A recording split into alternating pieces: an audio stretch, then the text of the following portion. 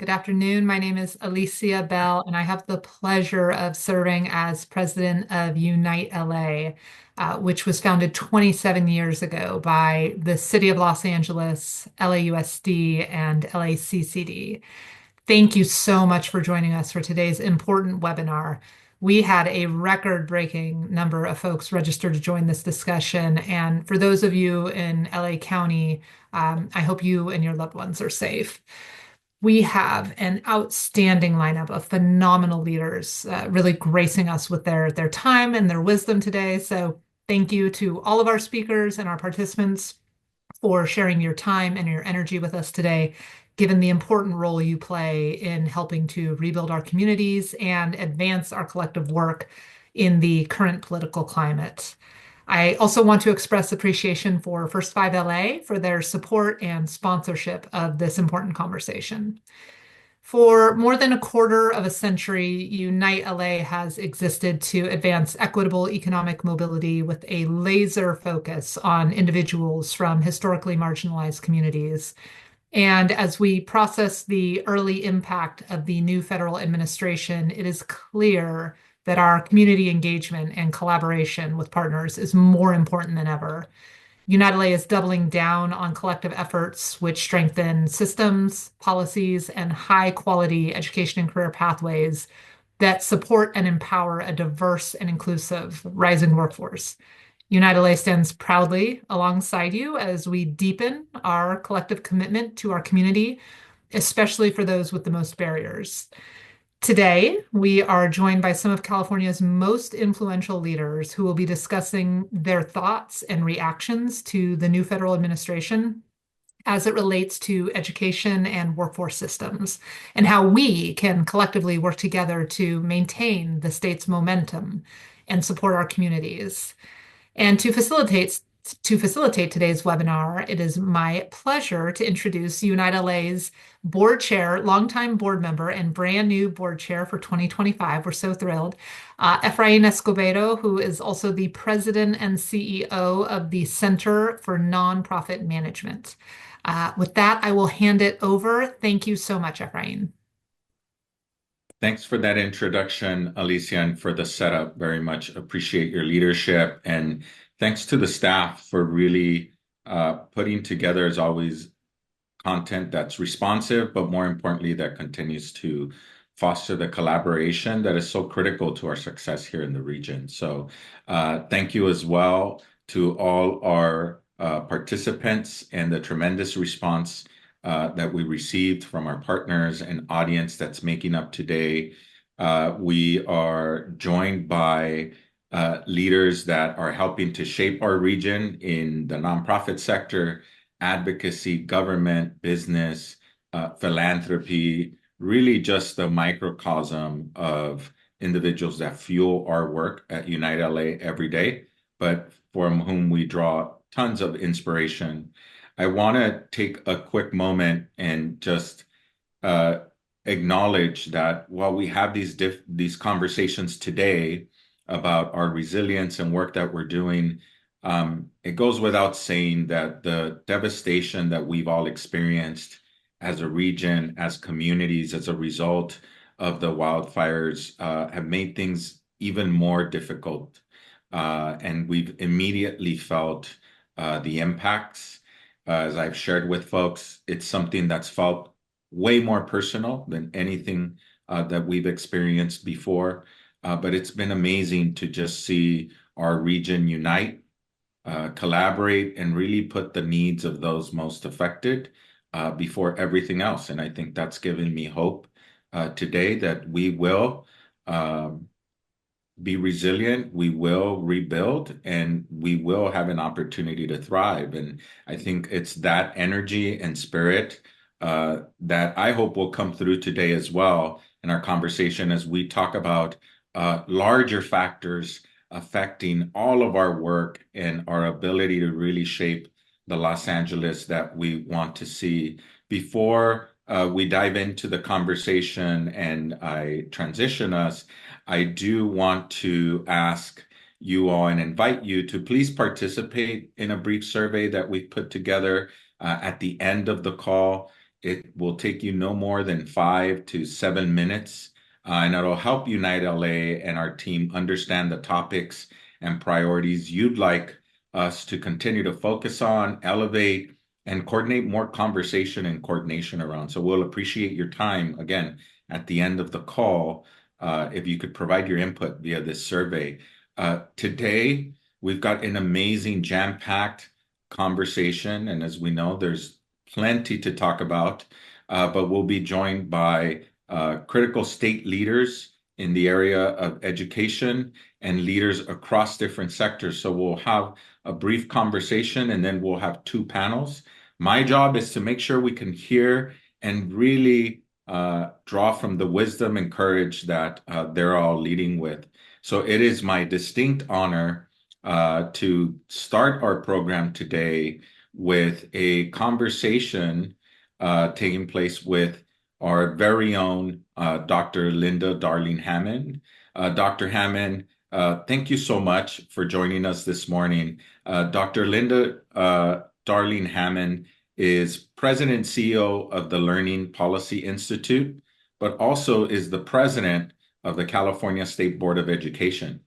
She's the Charles E.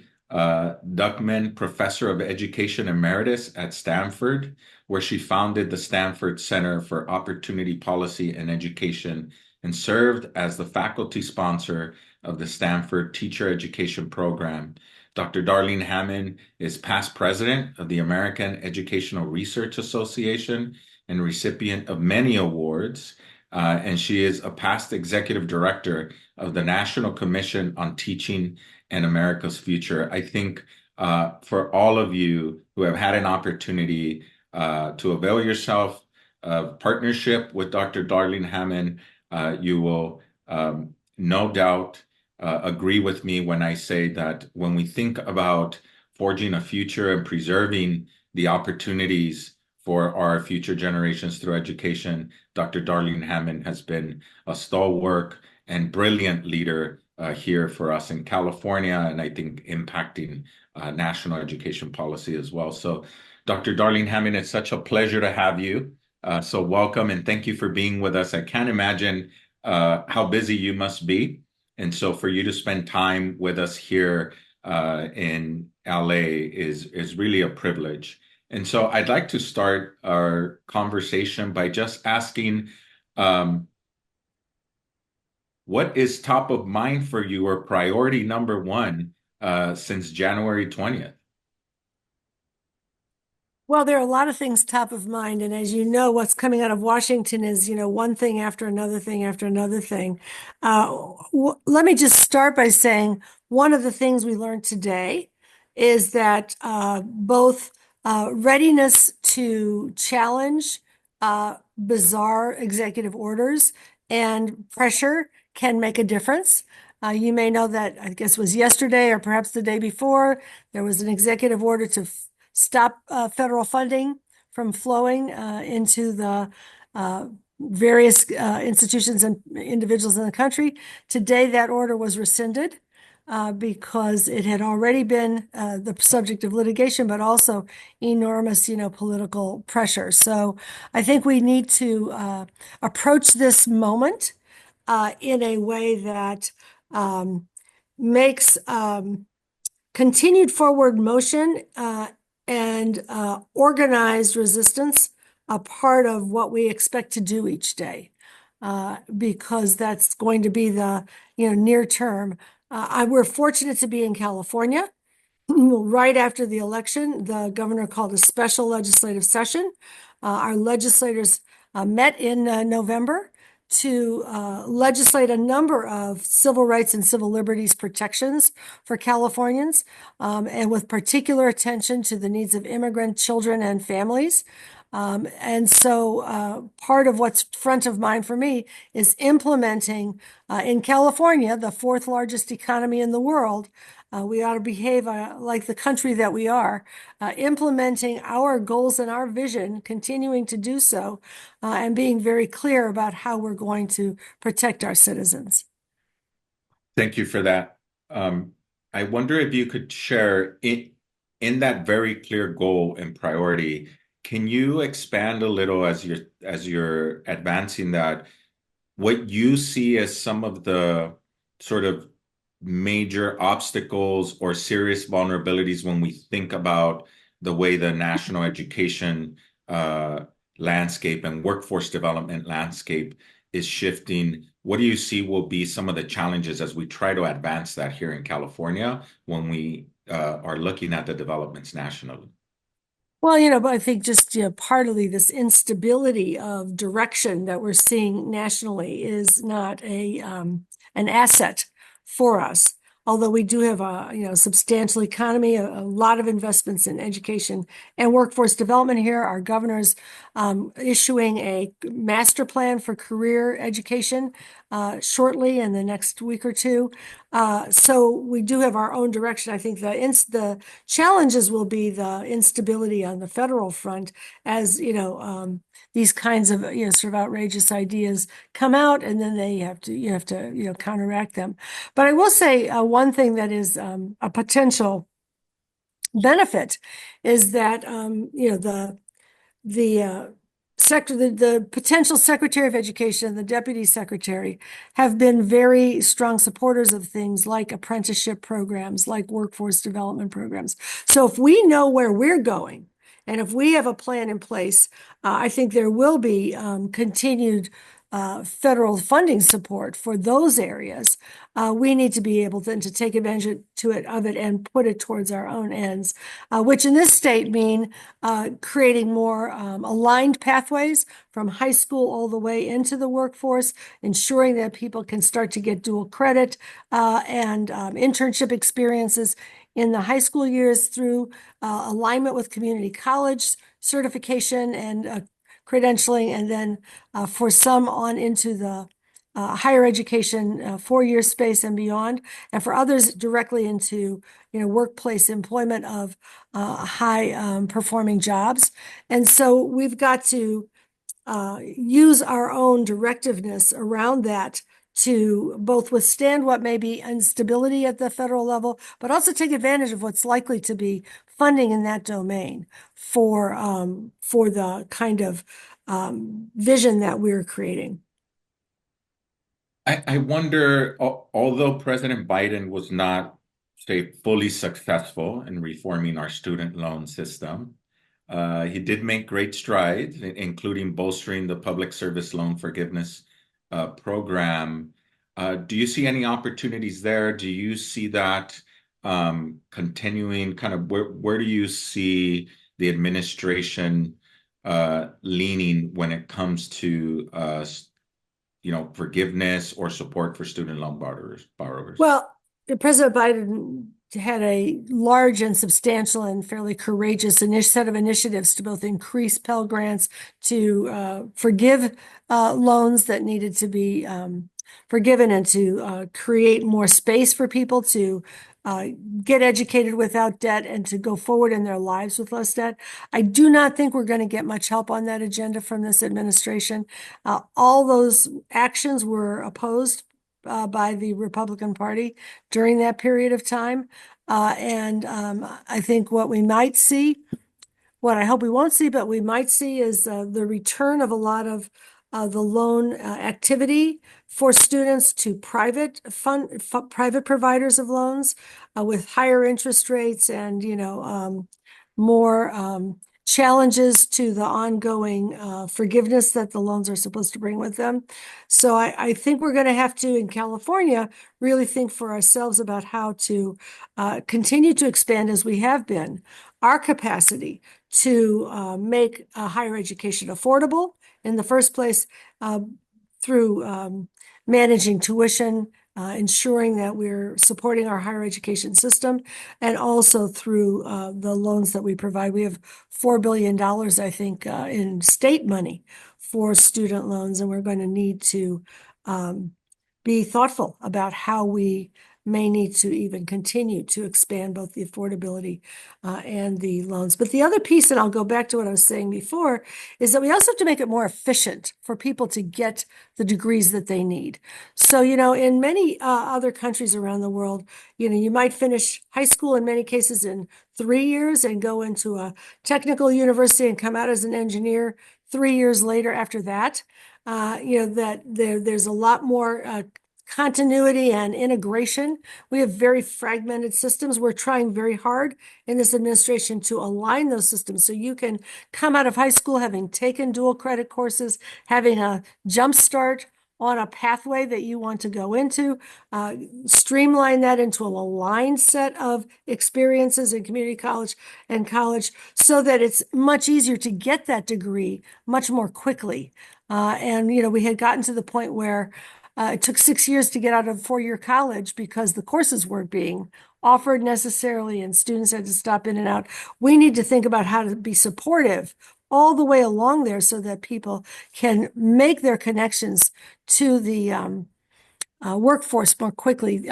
Unite LA has been very involved with linked learning.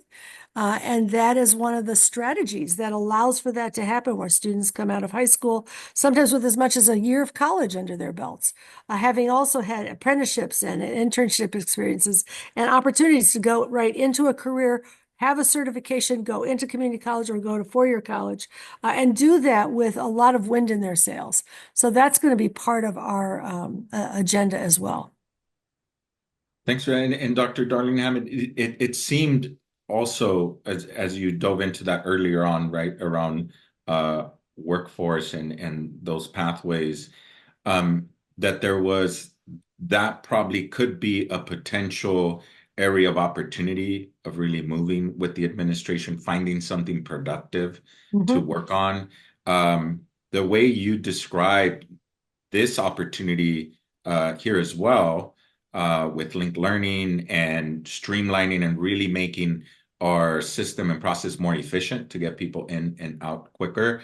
Do you similarly see that as an opportunity? Do you think that is something that could be a space where there could be both policy, but more importantly, funding support from the administration? I think so. And I think that both at the state level, where we've started to, we had a $500 million investment in the Golden State Pathways, and those are getting going this year, many of them connected to linked learning or to the model of linked learning. I think at the federal level, there has been bipartisan support for workforce development, and that has been signaled already that is likely to continue. And then the federal funding that may come with that, including increased funding for apprenticeships, et cetera, can go into a model that we're developing that actually makes it, ensures that it's put to good use, that it reaches the students who need it, and that their pathways are much more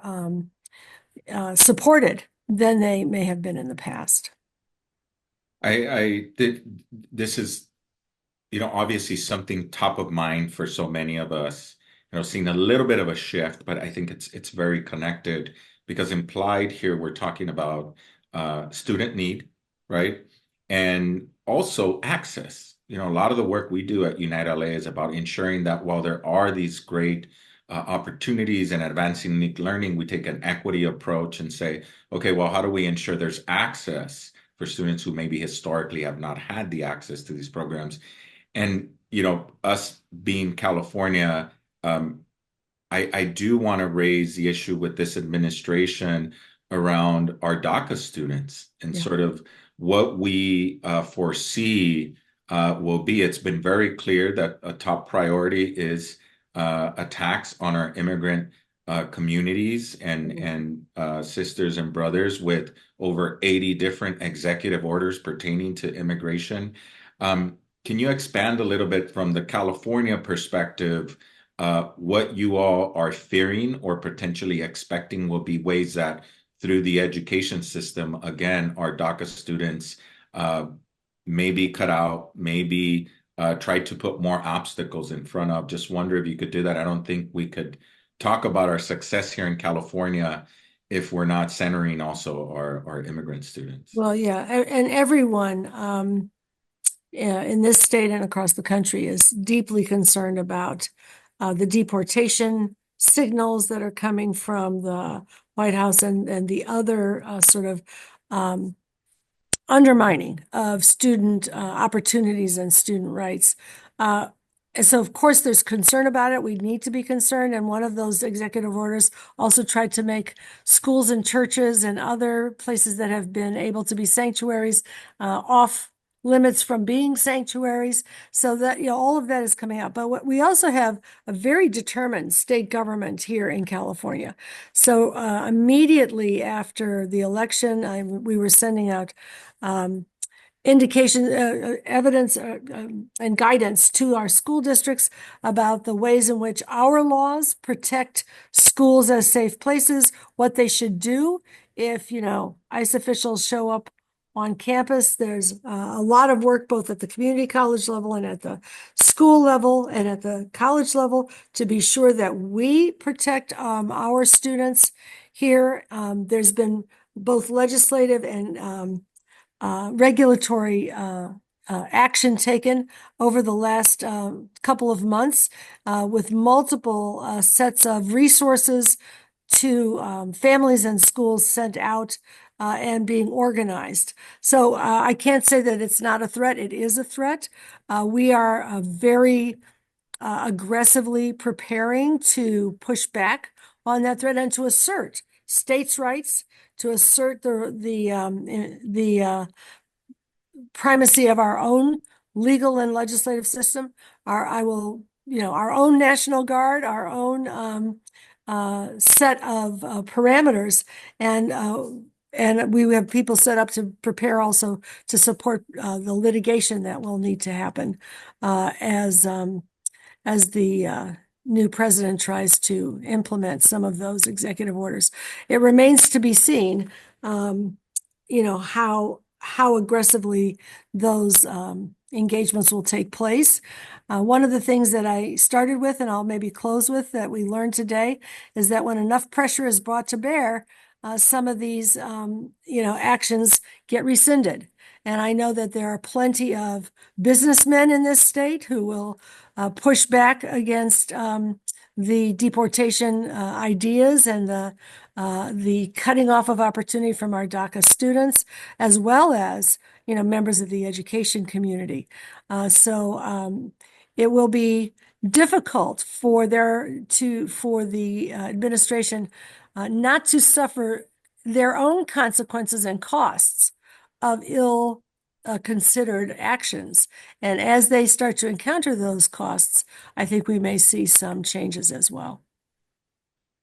Great. Well, I thank you for that, and want to just say I feel hopeful and encouraged. I think the fact that you found some really clear points where we could advance some aligned interests and priorities within our education agenda is hopeful. But I was more encouraged by sort of your sense and affirmation of the state's commitment to use our infrastructure and our resources to do it in alignment with our values, right? So there may be places where we align, there's places where we don't, but we're prepared to protect our values and do that.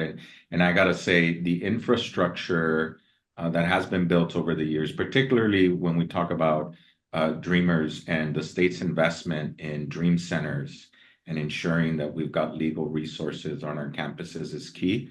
And so hopefully that's the type of infrastructure I think that we can protect, since it does seem that is a major threat. And so we have a governor and an attorney general who are determined that we will continue our forward movement. Well, we look forward to being a resource, a partner, a rabble rouser, anything we can be to protect and continue to advance the work. And we're so fortunate and thankful for your leadership. And again, for making time to be with us today. I know you've got to run, but do just want to say thank you again on behalf of Unite LA. And I really appreciate all the work that Unite LA has been doing, is doing, and will be doing in this domain. So we will definitely be connected around the next steps. Thank you. We appreciate you so much. All right. Very appreciative of just that perspective and work. So we'll now jump into our first panel, and want to first just introduce our panelists, and then we'll dive right into the conversation as well. So this morning, we're joined by Deputy Superintendent of Instruction, Karla B. Estrada. Karla Estrada has spent over 25 years as an outcome-focused leader delivering, educational excellence and opportunities for all students, because it was education that changed her life trajectory, as it has for so many of us. A proud graduate of LAUSD, she currently serves as the school district's Deputy Superintendent of Instruction, which includes supervision and support to the over 1,000 schools in the district. Previously, Dr. Estrada was the Chief Academic Officer of the Council of Great City Schools, and a national organization supporting Dr. Estrada has also served as the Deputy Executive Director of the California Collaborative for Educational Excellence, a statewide agency charged with leading instructional improvement and transformation supports. As a daughter of immigrants, a graduate of an alternative education program, and a student who once experienced homelessness, she believes deeply in the power of access to educational opportunities, in ensuring all children attain their greatest potential as well. So I want to then also introduce our second panelist, Angelica Salas, who's joining us. Angelica is the Executive Director of the Coalition for Humane Immigrant Rights of Los Angeles, which was founded back in 1995 and became its Executive Director in 1999. In her role, she's transformed CHIRLA into a mass membership, immigrant-led organizations that empowers immigrants and their families to win local, state, and national policies that advance their human, civil, and labor rights. Angelica is recognized as a state and national, and in some instances, I will say, because I witnessed, an international leader. And Angelica has grown CHIRLA into one of the nation's largest and most effective immigrant rights organizations. She's spearheaded ambitious statewide and national campaigns to expand immigrant rights, and has helped found organizations and coalitions to advocate for immigrant workers, youth, and families. And I have to say, she's also a great mentor and dear friend to many of us, and is the type of person who is always at the ready to make sure we're putting up a good fight and that we're centering the right values in those fights. So welcome, Dr. Estrada. Welcome, Angelica. It's such a pleasure to have you both here.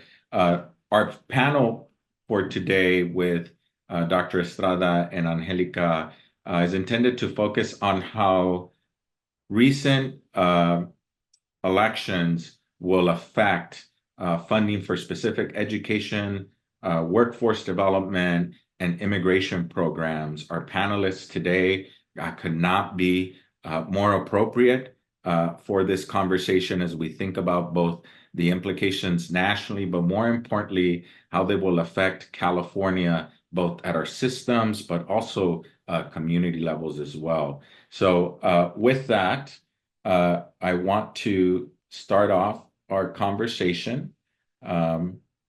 And I want to make sure I lead us into this conversation appropriately. But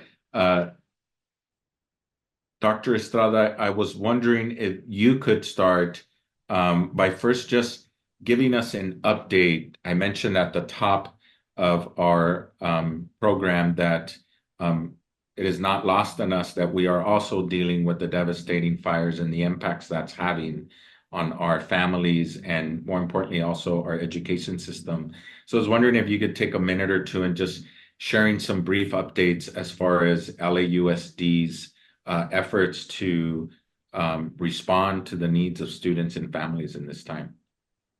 Well, thank you so much, Efrain. Great to see you and appreciate the invitation. You know, Unite LA is always a great partner to us, most recently just this weekend. And it'll connect to the fires in a second, but just shows what LA and LA Unified can do together. But Unite LA supported us at a FAFSA CATA event to support our students in filling out their FAFSA forms. And Unite LA was right there with us, ensuring that our students understood how important this was. And no matter the devastation or concerns, that we always have to continue to look forward to the future and the power of education. So I want to thank Unite LA for always showing up for us. I really appreciate that. So we're in a situation where, as you all know, the fire was something that folks were just surprised at the degree of having so many fires occur at one time. But this is the beauty of LA. We came together as a community, as a city. As a school district, we were able to ensure that our over 1,000 schools and over 500,000 students got what they needed, whether it was those that were being immediately impacted in the Palisades, as well as here in our East LA area, Altadena area, that wherever the fire was impacting our communities, we were able to evacuate our students and staff safely and as quickly as possible. And then most importantly, begin to coordinate those supports and services. And so I want to thank a lot of folks who are on this call here today and on this Zoom who did everything they could to reach out to us, show us what they could do, from some of those basic things as housing and clothing, while at the same time ensuring that our schools were prepared to continue to be that resource that they always are to our students, whether it's foods, understanding what other mental health services need to be connected during a difficult time like this.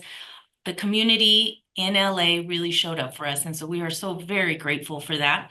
We've been able to reopen our schools and make sure that our families get what they need. The impact is one in which you have some that have been impacted their homes directly, but then it impacts the school community as well. And so then people are also concerned about being able to come to safe, healthy environments. So grateful to everyone. We've opened back our schools. Kids are back in school. Attendance is back in where it should be. But we continue making sure that we rebuild quickly and ensure that our communities get what they need immediately. So we're still in the process, but thankful for the support. Thank you, Dr. Estrada. I wanted to ask something that's top of mind. You know, with such a big shift coming out of these elections, you know, we have to remember that at the local level, there were a lot of different election outcomes as well. And one of those for LAUSD was the recent passage of the school bond. So I wonder, anything you'd share as to whether what the destruction and what we've suffered or the district is experienced as a result of the wildfires, how does that impact the passage of the bond, or how are you maybe leveraging that? Is there any connection there between the two? Absolutely. I mean, we are so grateful for the passing of this measure, because the $9 billion investment into our schools allows us to be able to immediately put some basic things as air purifiers, making sure that we have different ways of measuring the quality of health and wellness within the school communities. That's how those dollars get into action immediately. The superintendent and our board are also making sure that as we are looking at rebuilding, what are other immediate investments we can make locally where there was fire impact? Of course, rebuilding the schools is a primary focus, and we'll be working with our communities to do that. But also recognizing that this is not a one-time situation, that we in LA, you know, we've now gone through a hurricane not too long ago to some big storms and now fires and winds. These are all things that are changing climate dynamics that we need to be prepared for. And so the bond allows us to be able to ensure we're implementing the instructional vision we hope to be able to implement in the schools, but it also recognizes that our schools serve as a central place within our communities. And so they also have to be able to be safe havens. And so that's the additional investment that we're going to also be making in our schools, and our board and superintendent will be making some announcements soon about that.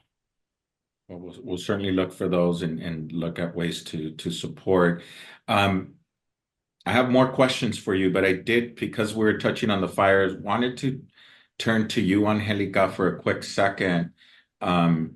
Because not only have we had many communities impacted, particularly a lot of Black, Brown communities impacted by the fires, but they're occurring in a time where immediately we have seen this massive pivot into a different type of environment for immigrants. So just wondering if you might have any insights to share as to in this current climate, what are you seeing with respect to response to the fire and maybe how it's impacting immigrant families? First of all, it's always wonderful to be here with Unite LA. My perspective is that there is one organization that has traveled and journeyed with us to ensure equity and access for our immigrant youth, and Unite LA is that organization so that our young people, whether they're in high school or going on to higher ed, have the opportunity. So I'm extremely proud to be part of Unite LA and very proud of its incredible work over so many years on the issue of education and inclusion of our immigrant students. So when it comes to the fires, so I live in Northwest Pasadena, and I witnessed firsthand the devastation of our community. And forgive me, I'm in a school actually right now, so you might hear some background noise. But one thing that I do want you to know is that because as a witness and as a person who had experienced that moment, I also see how in the middle of an incredibly horrible, devastating event, you had at the same time immigration enforcement happening in the Central Valley, reports of immigration enforcement in Los Angeles that created even more devastation in our communities, more burden in our communities because of what's been happening. In any other situation, and actually on January 8th, the former Secretary of Homeland Security, Alejandro Mayorkas, issued a memorandum that stated that no enforcement would happen in this natural disaster zone. As you have witnessed by the last couple of days, that has not been respected. And so for us, it means that, and it has real practical implications because Northwest Pasadena, which is my home, has been my home for a little bit over 50 years since my parents got to this country. What I see is a lot of immigrant families and families who are unsure of accessing the aid that they deserve and need immediately. Where they're questioning whether or not to seek the services of FEMA or the Red Cross. And so I think it's important for us to note that the actions of the federal government in regards to immigration are having a direct impact on the possibility of many families getting the aid they need.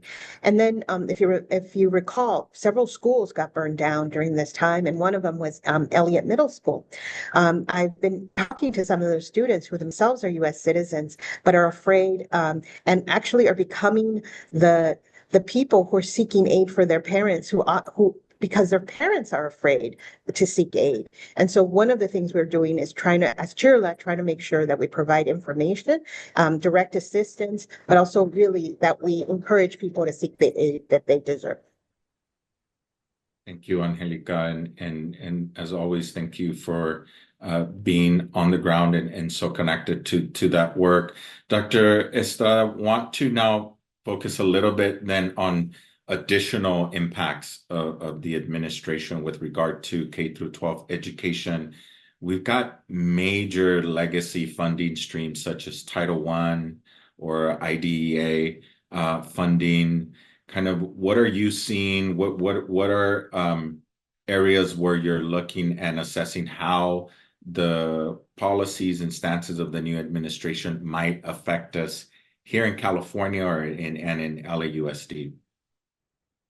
Well, I mean, yesterday, as Dr. Linda Darling-Hammond was sharing, when you get a notification late in the evening stating that federal grants are going to be paused, it's that kind of action that creates such a disruption.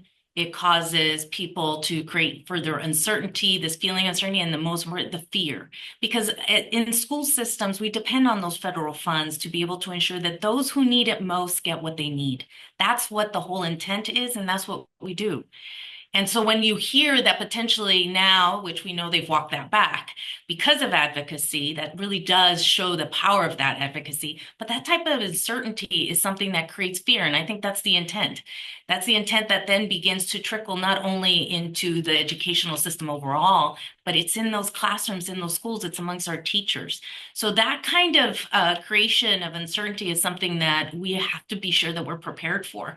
I think this is just a sign of what will come. I think we have to be prepared for this kind of action to be taken, and then just to create that uncertainty, but also know that they may follow through with some of that action.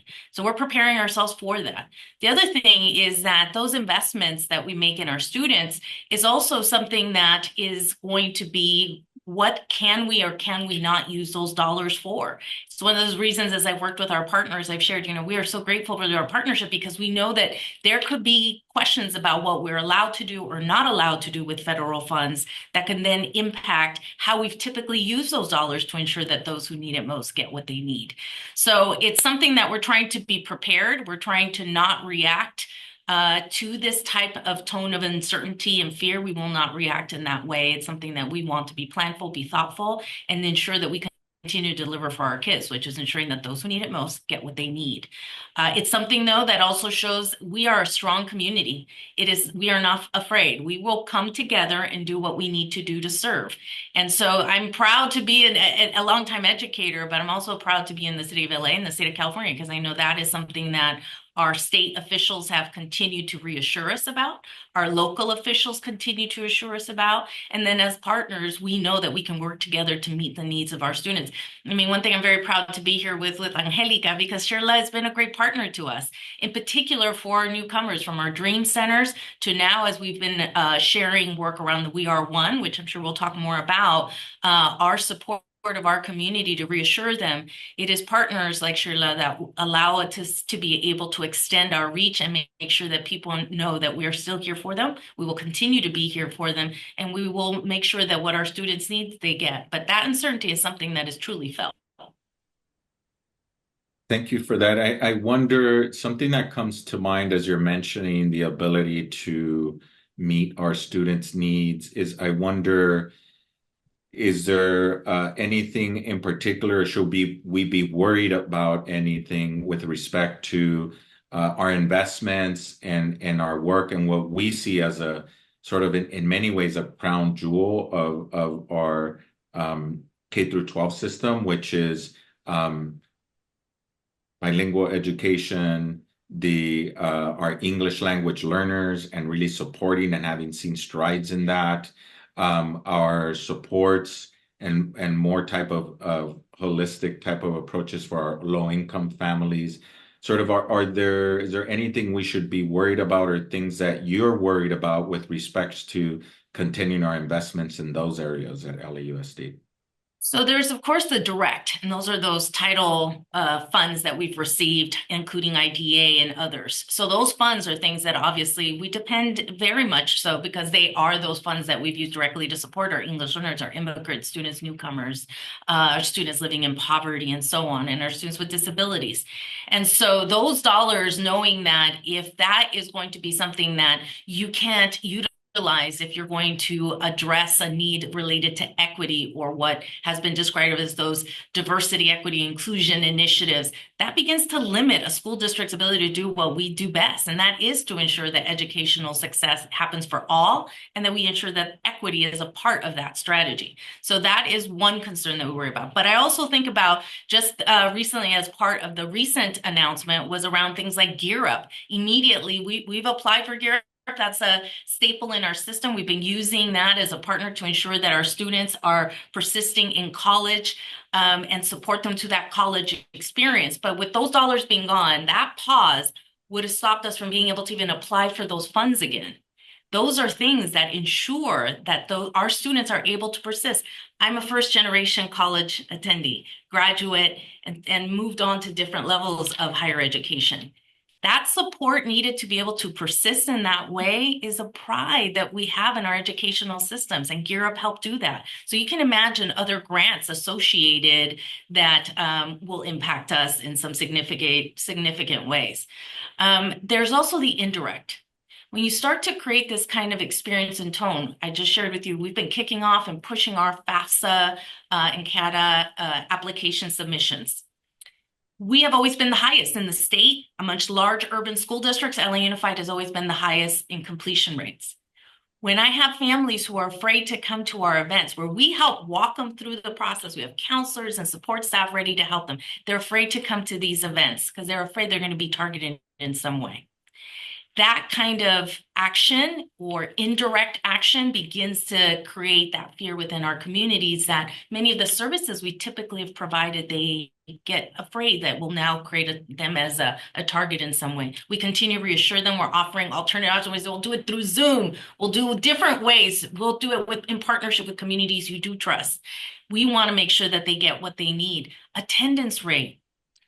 I know that we've offered our virtual academies as an option for our families to ensure they continue their education. Do not allow some of the narrative that's out there to keep you from getting your education. We're prepared and ready to expand with virtual academies as necessary, so students who have fear to physically come to school can continue to pursue their education. But attendance, we know, is going to be impacted, and we know we're going to continue to have to think differently of how we deliver for our kids. Thank you. And I like you separating the direct and indirect, and thank you for also thinking about those indirects, which sometimes have just as dire, if not more, consequences. Mental health, I know. So those are all things that we're thinking differently. We've expanded our telehealth options. So lots of wonderful things that we've pivoted on and just invested further because we know it's the best way to ensure our families and students know that we're here for them and we'll support them. Thank you. Angelica, if I asked you about the how are the executive orders pertaining to immigration, what are they doing, we might be here for a few days, because I mentioned early on, and you had shared this with me, that there were, at least as of yesterday, like over 80 that have been issued with regard to immigration. But I was wondering your perspective on, there was Trump 1.0, and then now we're in 2.0. Having seen the first activity, what's different in the 2.0? And as you've seen these orders come out, what are you seeing behind that? Kind of, is there a shift, a difference? What are you seeing in 2.0 now? I think that the first thing that I really want to say first I want to thank LAUSD. We are one, and I think it matters that at all levels, whether it's the state superintendent or our local superintendents, that they're saying clearly to the students and to the parents, this is a safe place for you to come, and we value you, and education is a right. And I just want to remind everybody about this. K through 12, education is a right, irrespective of immigration status. And we just have to know that and exercise and do our work, exercise our rights around that, and do all our work to ensure that nothing changes in that regards. And that we continue to work together and ensure that our students see a future and also access any opportunity for them to have careers, to go on to higher ed, to do whatever they need in order to thrive. With that said, what is different? It's so much more in terms of the attack, and it's also so many more policies that we're tracking, and so many more policies that are impacting immigrant families. And I think that is something that is really important, because our families are also refugees, asylum seekers, and so they're being attacked in so many ways. The other thing that I think is very important for everybody to understand is this lifting of what is called the sensitive locations memo, which clearly stated in the past that certain places like churches, schools, hospitals, courts were off limits to immigration enforcement. At the end of the day, schools have the right to protect their students and can decide who comes and not on campus. However, the spirit, that mean-spiritedness of that we're actually willing to school, surrounding the school in order to enforce upon immigration law is, I think, unconscionable. And so what has that done? It has created an absolute environment of fear from the students as young as in kindergarten all the way through high school. And then their parents in their involvement in their school and really to do public things. It's impacting. And in order for a student to be successful, there needs to be a sense of safety. They're seeing a collaboration from the parent with the student and the teacher. But the one thing that I would want to say is that I'm seeing teachers, whether as part of UTLA, as part of the California Teachers Association, California Faculty Association, all aligned on their defense of their students, their defense of the right for those students to have an education, and really for them as individuals and as institutions to be places of safety. And I deeply appreciate it. And I want to say it matters so much to these families. And I think it will make a huge level difference. And we have to push back against these policies. And while those policies move forward, we also have to understand that we also have power and that we exercise our power to protect those students and their education and their future. Absolutely. Angelica, I wonder, we heard from Dr. Estrada. You mentioned also both our state, our district, a lot of what we're doing. What else could we be doing, either as a state or school districts or even businesses? Like, what else could we be doing now in addition to what's happening that you think is important in this moment?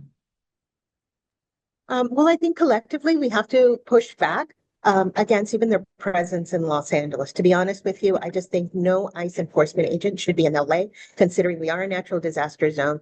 And really, we have a lot of work to do to recover, and all the work that Dr. Estrada has had to do in really dealing with the reopening of schools and all the issues. So I think there has to be some significant pushback, of even their presence in Los Angeles. And of course, we are a sanctuary city, but that means that we're not using our local resources to be a multiplier effect in enforcement. What I would request of everybody is to send letters, and I believe LAUSD has, but to constantly engage in checking in on families and checking in on students and making sure that they are that they feel safe and that we're understanding what's actually happening day by day. And I also want us to understand that we have to document the abuse and really this egregious action, these actions and what is happening to families and how is this impacting education? Because there also has to be accountability for these types of actions as well. And Angelica, the checking in, I wonder, there in particularly, right? I know you mentioned schools, but particularly with businesses, right? And those businesses that have a real strong partnership with immigrant workers or that rely heavily on immigrant workers. Kind of what advice would you have as far as what they should be communicating, how they can be helping to inform their workers about rights, about resources? What are ways that you're seeing are important as far as messages to give, but also partnerships or folks that businesses may be thinking of reaching out to? So number one is business owners have rights too. What we've been seeing in other parts of the country, not necessarily here, is that they're entering places of business and asking to talk to employees or walking into restaurants and seeking to talk to employees in the kitchen. I think it's really important what business leaders and business owners are doing, which are saying, no, this is a private location. If you're coming in as a public to purchase, you are allowed to come in. But if you're coming here to exercise and enforce immigration law, then we are not cooperating. If you have a warrant for the arrest of an individual, if you have a judicial warrant, then we want to see it. What I really want to say to everybody is that as businesses, you have rights that also talk about the entering into your place of work, into the premise. And that also is important to participate in the education and know your rights. Know your rights as businesses and know your rights about, I think for businesses, the other thing that could, it began to expand our I-9 audits, Social Security no-match letters, other things that involve both a business and its workforce. So I think it's important for businesses to become aware of all their rights. I just finished uh, a university were invited to come in to actually also hear the information. So really working in partnership, business owners with their employees to ensure that um, feel confident that the employer um, is actually looking for their well, and also in many instances, the information in our balance. Great, thank you. I will share as far as business. I mean, I think what I've seen is also like sharing and preparing your managers and your staff. I sit on the board of Adventist House White Memorials Foundation, and I learned that the health system yesterday issued an actual policy guideline to all employees about what to do concretely from their council if I showed up to any of their facilities. So I thought that having something in writing and as policy from the company for employees was good as well. I'm afraid we may have lost Angelica, it looks like.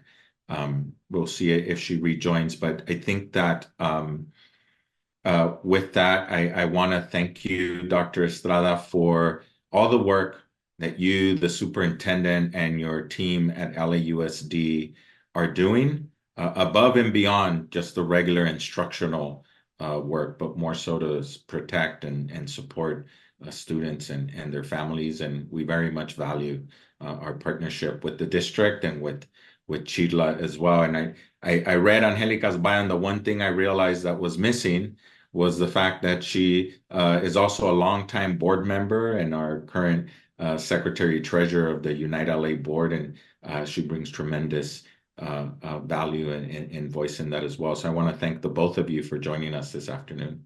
If I may also, Efrain, to please ask people to go to the We Are One website. We have a lot of resources. We work very closely with CHIRLA and other partners to ensure that we get the best information in the hands of our families and our students. And to your point around training, that's exactly what we've been focused on, is making sure people know exactly what to do when the situation comes, so that way we can ensure our schools are safe places. And that way our students also know, and our parents can be reassured that we will be supportive of our students and families always. So please come to our website. We have red cards that we've been handing out to our community as well, so they know their rights, and trainings rolling out also for families and students. So if anyone could continue to share those with our community, we would really appreciate it. Thank you, Dr. Sun. And we'll be sure at Unite LA to be a partner in helping to get that information out so that folks can connect and visit there.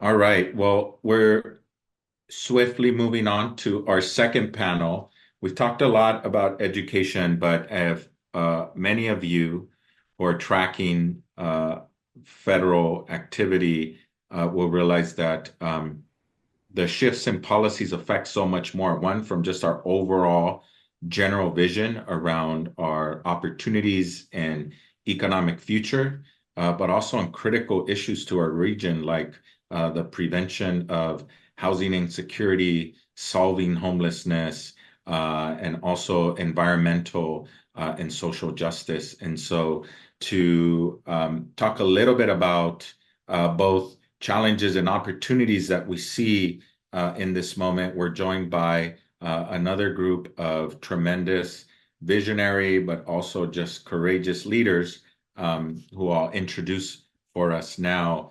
We are joined first by Miguel Santana, who is currently the president and CEO at the California Community Foundation. Miguel has more than 3 decades of expertise in government, nonprofit, private philanthropy, and community sectors, and is renowned as an advocate for systems change and making Southern California really a more equitable place for all of our residents and families. It's particularly those that we know and acknowledge have been marginalized or discriminated in the past.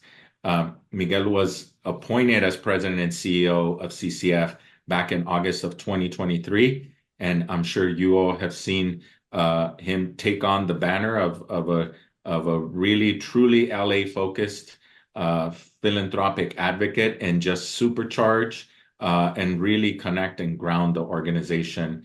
He began his career as a community liaison at MALDEF, the Mexican American Legal Defense and Education Fund, before working for Supervisor Gloria Molina and ascending to tremendous leadership roles both in the county chief executive office and as the city's chief administrative officer. So he earned his BA in sociology and Latin American studies at Whittier College and his MPA in public administration at Harvard, and is a proud sort of alum of both institutions. And I just got to say, Miguel, it's a great pleasure to have you here. Thank you for making time, and thank you for allowing me to do this very formal introduction. I know it's not your style, but I think we're just so fortunate to have you. Also joining Miguel is another good friend of all of ours, a former Unite LA board member and just tremendous friend and leader, Dr. Manuel Pastor. Dr. Pastor is a distinguished professor of sociology and American studies and ethnicity at University of Southern California, where he currently directs the Equity Research Institute. Dr. Pastor holds an economics PhD from University of Massachusetts Amherst and is the inaugural holder of the Terpangian Chair in Civil Society and Social Change at USC. Dr. Pastor's research, I'm not going to read what it says here. It's just groundbreaking, bold, provoking, and catalytic.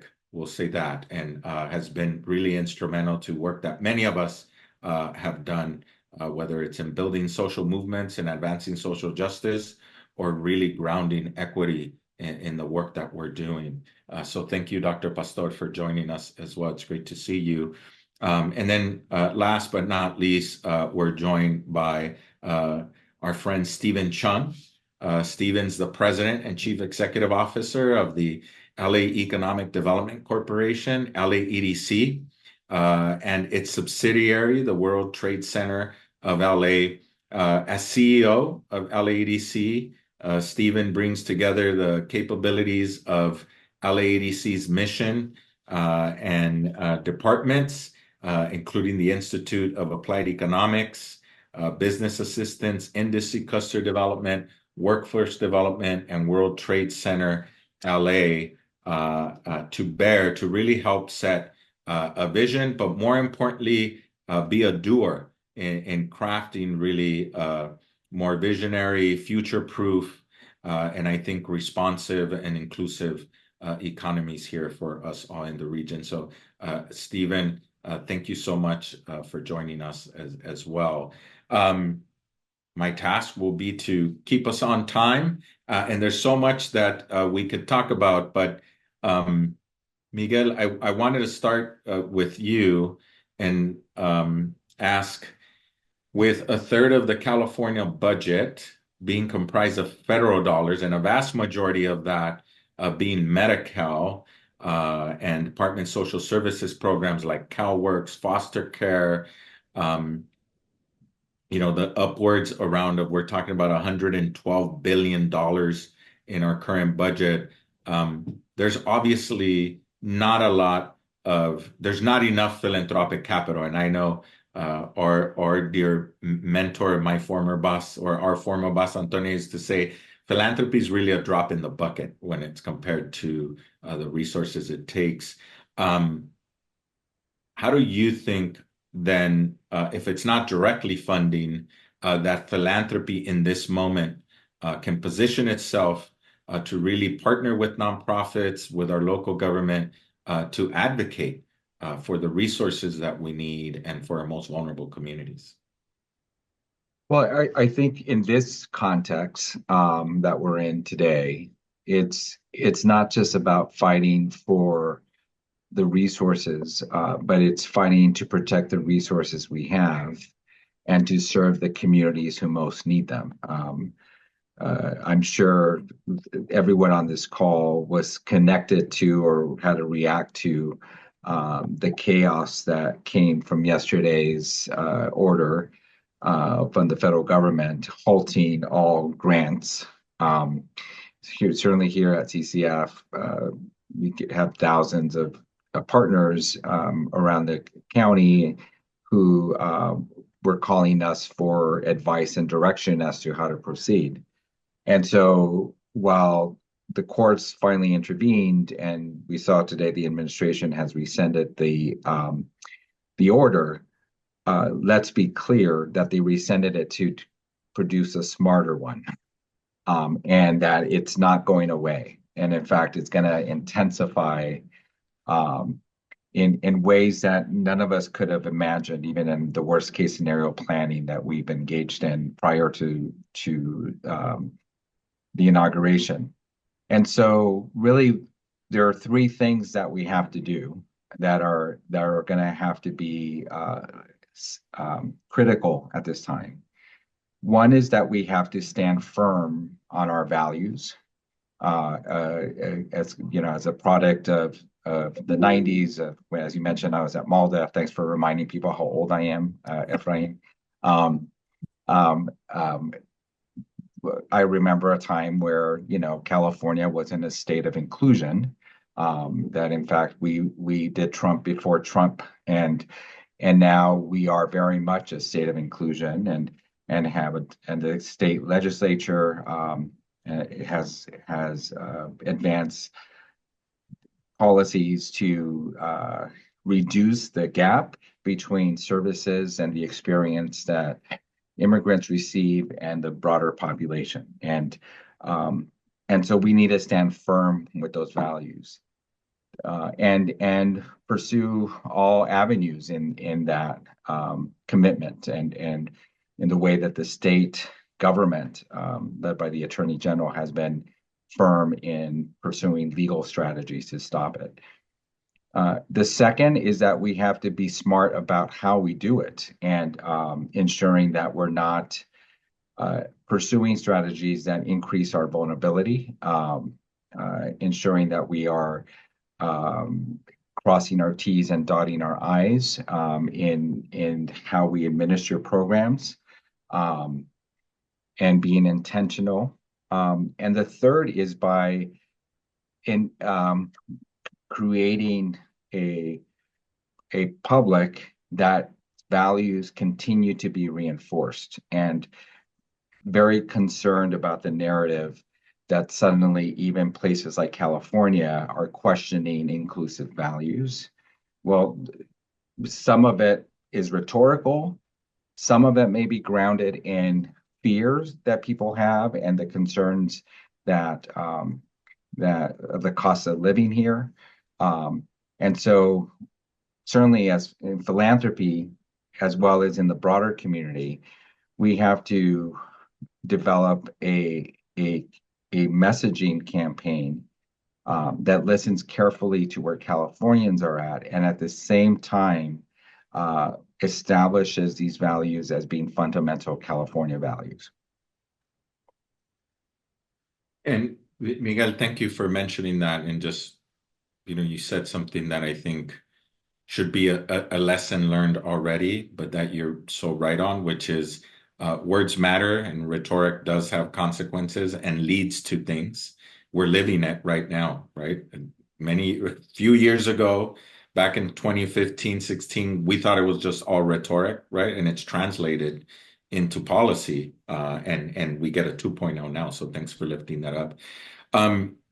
Before we go to Manuel, I do want to talk because there's the local angle as well, right? So I think I mentioned earlier about while there was a major outcome of the 2024 elections nationally, locally we had some outcomes as well, and Measure A was one of those outcomes. And as we're looking to what shifts in the feds, we've created opportunities and shifts locally as well. So I wonder if you might expand a little bit about now in the current context, how much more important is Measure A now, and does it present more opportunities, and sort of how do we think about assets like that now as we know that things might shift? Well, Measure A, if folks don't know, is a citizen-driven initiative that received 58% of the vote here in LA County.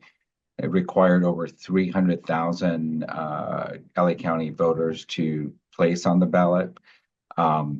CCF is a sponsor of it. My name is actually on it, and I was playing a major role in not only drafting the initiative, but also in the campaign.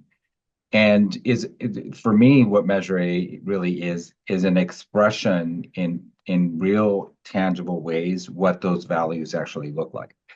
Because what Angelinos have stated overwhelmingly that that we believe that the cost of housing is one of the primary drivers to the quality of life here in LA County, and that we're prepared to tax ourselves to make the cost of things more expensive so that we have the ability to build out affordable housing in LA County to, in the mid and long term, start containing the cost of housing for everyone.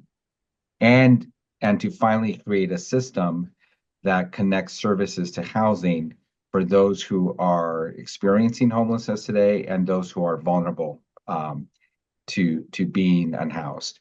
And so we did that by being clear that in order to be able to achieve those goals of reducing the cost of housing overall, and reducing the number of people experiencing homelessness, that we had to reform the system. And this is as it is a revenue stream, and it is also a reform measure that establishes outcomes and goals into the delivery of services and requires accountability throughout the system. So it takes the lessons learned of previous efforts like Proposition Triple H and Measure H here throughout the county.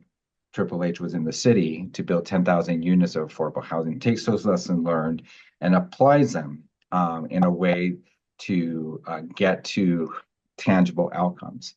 And so what we've done here is that we've created really a bubble that ensures that there's an ongoing revenue stream, literally $1.2 billion a year, that's centered around goals and outcomes, that is accountable, and that is about reforming a system that has no direct connection to what goes on in Washington or the state. It exists with or without federal support or chaos. And so the expression of these of the values of who we are and what we believe in has been now be turned into policy and into revenue, and has not is not vulnerable to the chaotic things that will be coming moving forward. Now, is it easier? Is it much more expansive if the opportunity is greater if we didn't have the chaos at the federal government? Of course. But our revenue stream that we secured is ours and can't be taken away, and doesn't have draconian exclusive exclusive values. The measure itself is grounded in our values here in Southern California. Thank you for that, Miguel. An important perspective to have about what we have locally that we control and can drive. Dr. Pastor, I'm not going to ask you to give us the answer of what we do here, but I am going to say,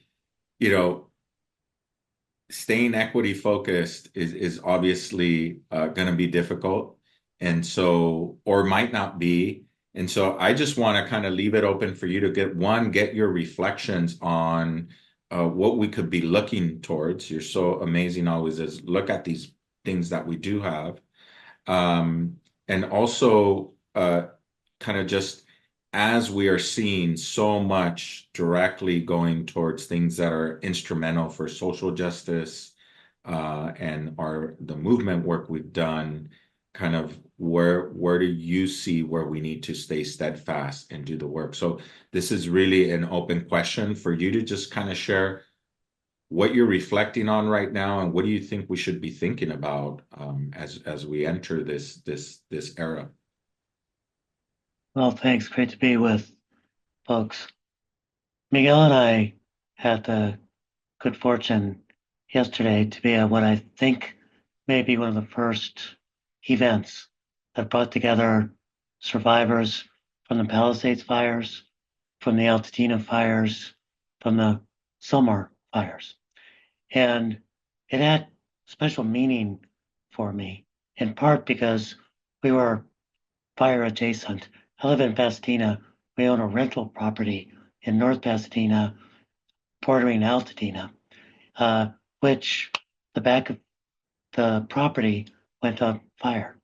And the houses were defended by the tenants, the neighbors, and eventually my wife and I showed up and with everybody else poured water onto those fires and then roamed through the neighborhood as the fire trucks were about 4 houses up, basically battling the main flames. And it made very clear to me the power of community coming together to make a difference. But also, that's only going to be successful if you've got a government that works. Fire trucks, first responders who are there doing their thing, even as the community, the nonprofit sector is doing their thing. And in this meeting, which was at the Leopic Temple on the west side, what kept going through my mind, and I probably Miguel's as well, is one region, one pain, one future. And I think what's going to be very important for Los Angeles is to recognize we're not going to rebuild if 1/3 of our construction labor force, which is undocumented, is fearful about coming to work. We're not going to thrive as a region if we wind up with kids who are afraid to go to school for exposing their parents. We are not going to be able to get the dollars we need if there's a rollback on the environmental justice policies at a state and national level that we're helping to target funds that are essential to communities that are overexposed and socially vulnerable. So one of the things I think, particularly given the role that Unite LA plays in the region, is to understand that these so-called social justice issues, they're not just about charity or do-gooderism or social justice. They are essential to the recovery of this region from difficult circumstances. Government, the nonprofit sector, business is going to have to work together. And we're going to have to realize that targeting resources to those who are the most in need is actually in the interests of all of us. This is going to be especially true because California is going to be under attack. It's not just the policies around immigrants or trying to deny climate change.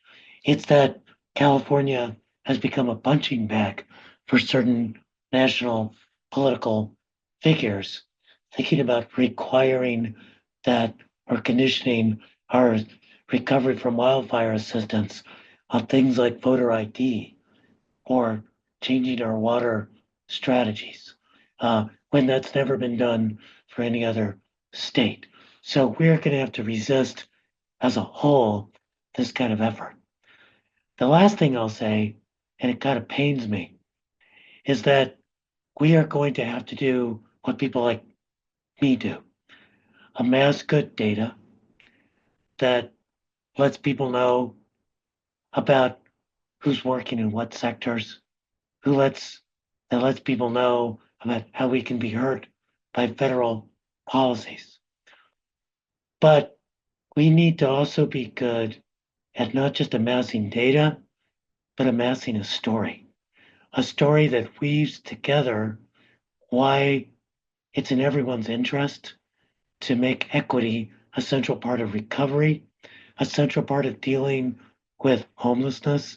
Miguel was talking about Measure A, which I think couples the idea of equity affecting having strategies for our neighbors who are without homes, but also making sure that government assistance is effective and accountable so that voters can actually trust that their dollars are well spent. So we need a much more compelling story. People like me will write data. I'll try to provide a little bit of a story, but we need to recognize that this federal administration is definitely not good on data, or they never would have sent out an OMB memorandum that was so poorly worded that they had to retract it the next morning. So they're not good on data, but sometimes we're not good on story. So we need to tell a good story and bring the data to bear. I pledge that the Equity Research Institute will do our role in bringing together the data. Well said. Thank you, Dr. Pastor. It's Stephen.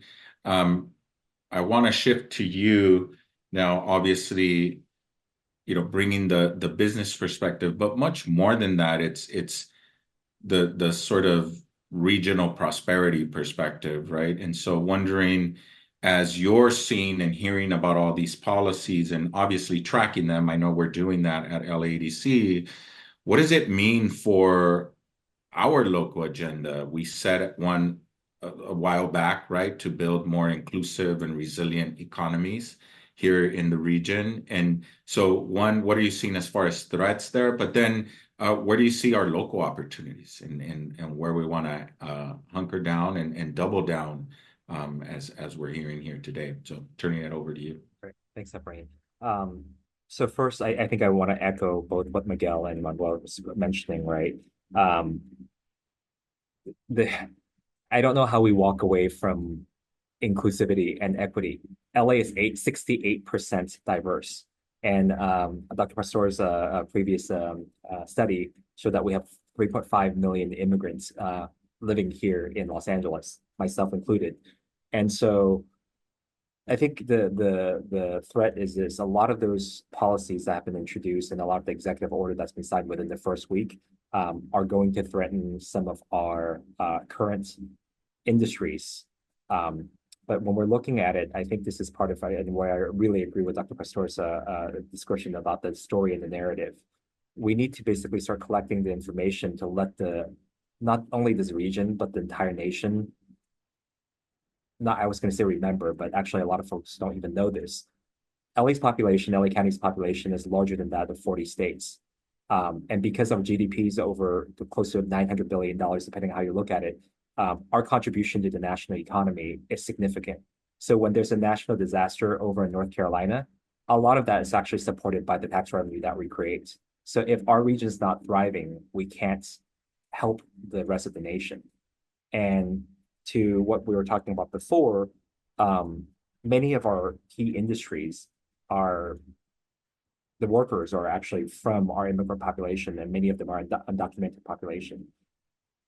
Again, Dr. Pastor is absolutely right. The construction side is where we're looking at very carefully. As we're moving forward with the construction, is going to be huge. But don't forget about food services, hospitality, trade and logistics. These are core economic driver for this entire region. And as we're looking at the population, and this is where the narrative becomes very important, we've been looking at population decline in California. It's been fluctuating a little bit, but there's projection that we're going to be in the next 5 years down to about 9.5 million people living in Los Angeles County. Prior to COVID, we have about 10.2. That's a 700,000 person decline from prior to COVID. And as we're looking at the next 5 years, we're going to see additional folks retiring. And so our workforce is going to be limited. So this is where we really need our immigrant population and our diverse population to really be aligned with the industries that will be growing here. And so if you're not, and going back to earlier, Dr. Hammond's kind of comments as well, if we don't have this pathway, we don't have the alignment with the industry to make sure that we have the education system and our workforce development system lined up with the industries, we're going to miss this huge opportunity, and LA will be a lot less competitive. So with that said, I want to highlight a couple of things that to your point, is going to impact this, right? The Trump administration's policy on energy, moving away from renewable energy and focusing on fossil fuel. One, it's a different belief system. We believe that fossil fuel continue to go down the path will increase wildfire risk and other climate incidents. But two, we've invested so much in clean energy. So without the federal government support and financial support, it's going to put a burden and basically this industry that we've been building here. Second, walking away from the Paris Climate Agreements. This allows us to basically coordinate our efforts internationally so that we can actually export our products and services internationally. If we don't have this partnership with the rest of the folks and the United States is not seen as a trusted partner, our products might not be seen as relevant. Employees, as we're hearing about the buyout for having federal government employees basically retire and resign early.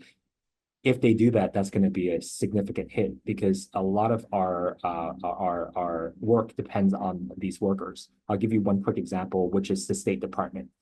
We have embassies around the world that's going to be in charge of visas. If we don't have the people to be able to process those visas, it's going to be very hard for us to get the tourists to come here for the FIFA World Cup and the Olympic Games, which is going to be supposedly an economic driver. So these are all things that are lined up, and it's going to impact our industry in particular. There are many more, whether it's EV industry, whether it's the World Health Organization, whether it's a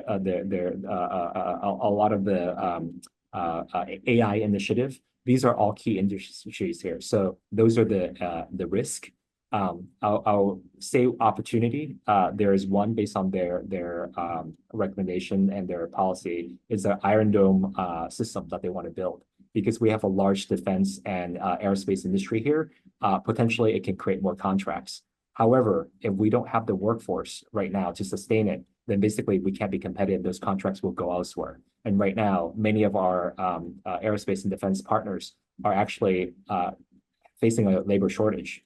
And they're actually really needing to target our diverse population in order for them to basically work there. And many of them don't see themselves in those sectors. And that's why there's been an effort to make sure that we're aligned with them. So these are some of the opportunities that could grow. But the thing is, I think this is where we need to double down on this narrative and making sure that folks understand that inclusivity and equity is actually beneficial to our economy as a whole.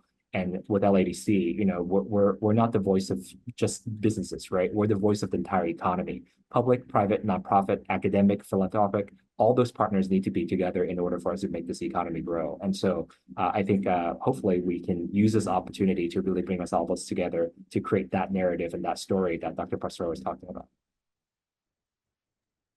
Thank you, Stephen.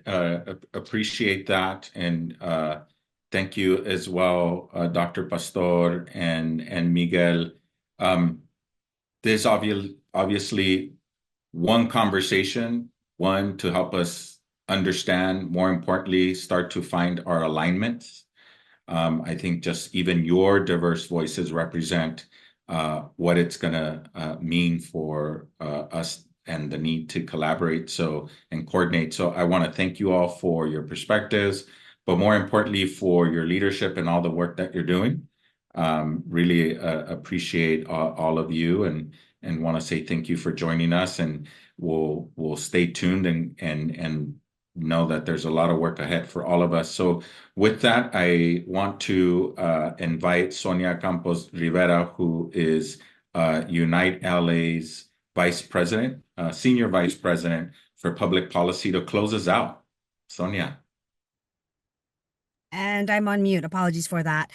First of all, I want to thank our panelists for being with us today. I know you're incredibly busy. Huge thank you to our board chair for facilitating us and wrapping us up on time. And also major thank you to First 5 LA for sponsoring this amazing panel. I wish we had extra time to hear more from each of you. But near future for sure.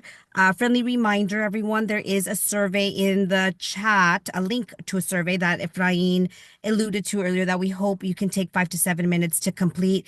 We want to thank you, Miguel, Manuel, Stephen, Angelica, everyone that's still on that I can't see, for your time today. The work is cut out for us, and thank you for the recommendations that we will be rolling up our sleeves on. Thank you and have a great rest of the day.